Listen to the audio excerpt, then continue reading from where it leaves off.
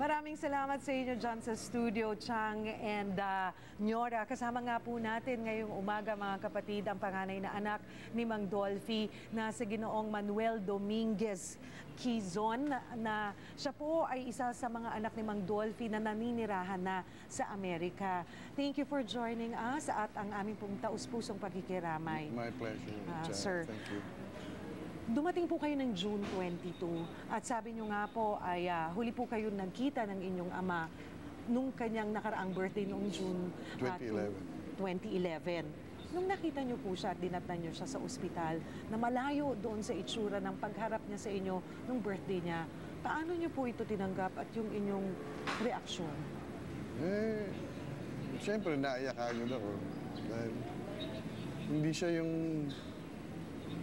Dolphy na nakikita mo na masaya. So, sobrang lungkot. Hindi ko iniisip sa buhay ko na mangyari sa kanya. Nagkaroon pa ho ba kayo ng pagkakataon na mabulungan, makausap, at mag-respond siya sa inyo? Yes.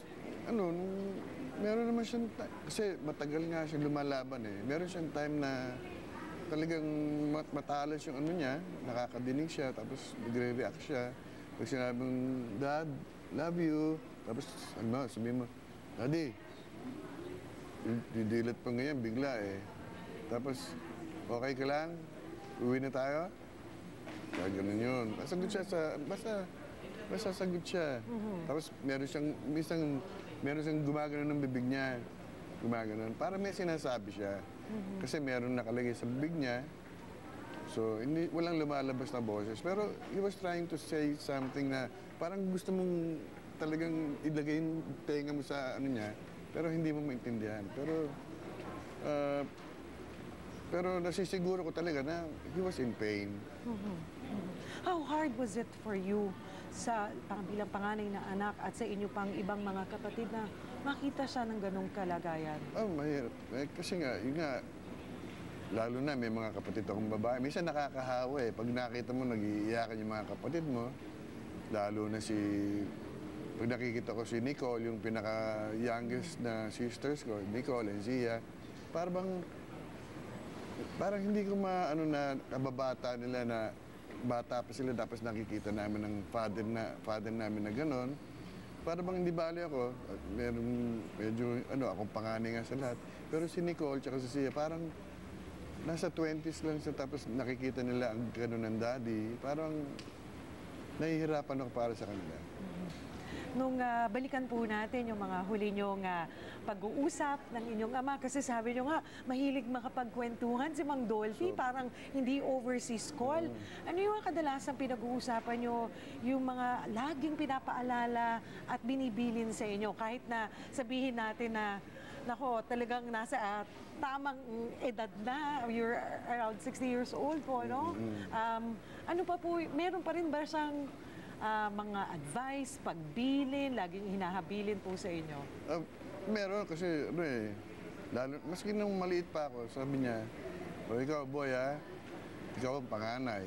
Pag wala ako, ikaw ang tatay nila. Kaya, sabi niya, ikaw ang didisiplina lagi sa kanila. Sabi ko, dad, walang problema yan. Sabi ko, yung mga kapatid mong lalaki yan, bantay-bantay mo yan, at medyo baka naliligo ng mga landas yan. Basta gagawin ko yung makakaya ko sa mga kapatid ko. So, gano'n naman ang ginagawa ko pagka wala ang daddy. Ginagawa ko yung makakaya ko sa mga kapatid ko kung anong problema nila. Sinasabi ko sa kanila, pag meron kayong kapatid nyo ko, sabihin nyo sa akin kung anong problema nyo. Noong pong huli niyong pagbisita, kamusta naman po? Noong June 2011, nung sinelebrate niyo yung birthday niya. Last year. Oo. Sabi niyo nga, di ba, parang you made sure that na dumating kayo at umuwi, spend time with him dahil nakita niyo na may kutob na last year, pakiramdam. Bago ng birthday niya, July 25, dumating ako ng July 22. So, kasi nga, kaya gusto ko umuwi, kasi parang may kutob na ako. Kasi palagi ko na lang nalalaman na lagi siyang may pneumonia, labas-pasok sa ospital. Parang iniisip ko, sana naman hindi. Pero talagang meron, siyempre father ko siya, parang may nararamdaman ako na hindi maganda. Sabi ko, sige, uwi ako sa birthday niya. Kasi Paano nga, po yung naging bonding? tapos, yun nga, nung dumating ako, birthday siya, doon siya nag-celebrate sa clubhouse ng Marina, doon kami. Tapos sabi niya sa akin, oh boy, ano tayo, patatawagan kita, dinner tayo or lunch. Sige dad, sabi ko, basta tawagan mo na ako. Kung medyo masama pakiramdam mo, okay lang. Ikaw ako na lang pupunta sa'yo. Sige. But it never happened. So hanggang sa bago ako umalis, nasa hospital siya, dumalaw ako sa kanya. Sabi ko, Dad, mamayang gabi na uwi ko. Kaya lang, dito na ako mag-spend sa'yo. Total, sa gabi pa. Tapos sabi niya sa akin,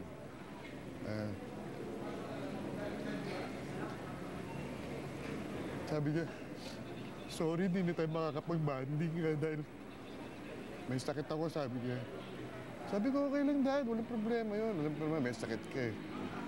Alam, ikaw pa, sabi ko, pagka wala kang sakit, mahilig kang maglakwatsa, sabi ko. Sabi niya, sige, next time na lang, pagbalik mo.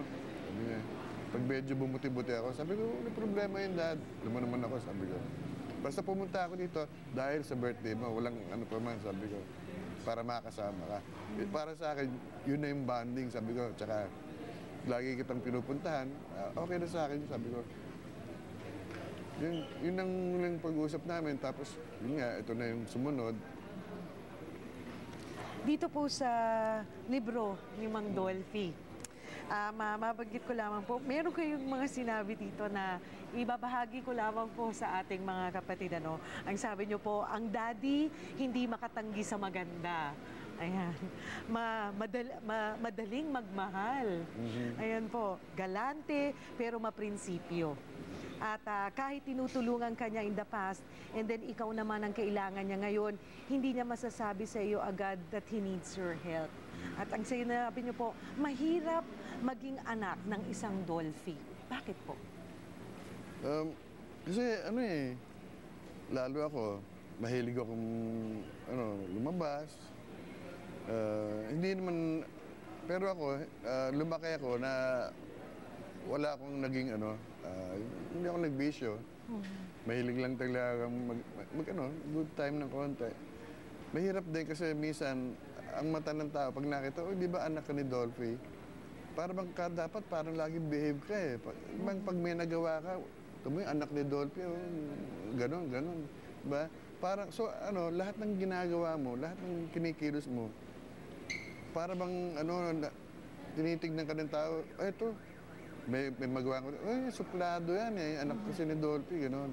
So yun ang iniingatan ko na bigyan ng pangit na ang father ko na mayroong magsusumbat. Yung anak niya, hindi maganda ugali. Kasi kaya pagka lalabas ako, yun ang number one ko iniingatan. Kaya siguro maski pa paano, namana ko rin yung ugali ng daddy ko na lagi akong humble. Hindi ako namimili ng barkada ko kaya mayaman siya, kaya mahirap. Minsan nga, mas marami pa ako naging barkada na mahirap. Pumupunta ako sa mga bahay nila. Ganun. Ang taong bayan po, ang mga tagahanga ni Mang Dolphy, ang pakiramdam namin ay kilalang kilala namin siya, yung kanyang pagkatao. Dahil nga sa 6 na dekada na kasama natin po ng publiko. Ano ang iba pa niyang ugali o pagkatao na ibabahagi niyo sa amin na hindi pala namin alam? Ang daddy ko, matampuhin yan. Pag halimbawa, pumunta ka sa kanya, kagaya ng mga iba na pumupunta sa kanya, humingi ng tulong, binigyan niya ng tulong. Tapos, pag nabigyan niya ng tulong, hindi niya na makikita na matagal. Magtatampo yun. Sabi, tamo to, natulungan ko, hindi na ako naalala, hindi na ako pinasyalan. Well, sabi niya, sana yung naitulong ko, gumanda ang buhay nila. Ganon. Mas nag-ano pa siya na sana gumanda ang buhay. So ganun siya yung number one, matampuin talaga dati ko. Pero ano siya, yung tampo niya lambing. Na parang, bisitahin nyo lang ako, malaking bagay na yon. Yun. Oo. Basta siya yung tumutong taon to. Porket ganyan, hindi na ako naalala. Ganun siya, pag gusto niya maalala rin siya. Yun lang gusto niya, wala siyang hinahanap na kapalit, na kung ano yung binigay sa'yo, palitan mo yan. Hindi, basta gusto lang niya maalala mo rin siya, dalawin mo siya. Tapos kwentuhan kayo.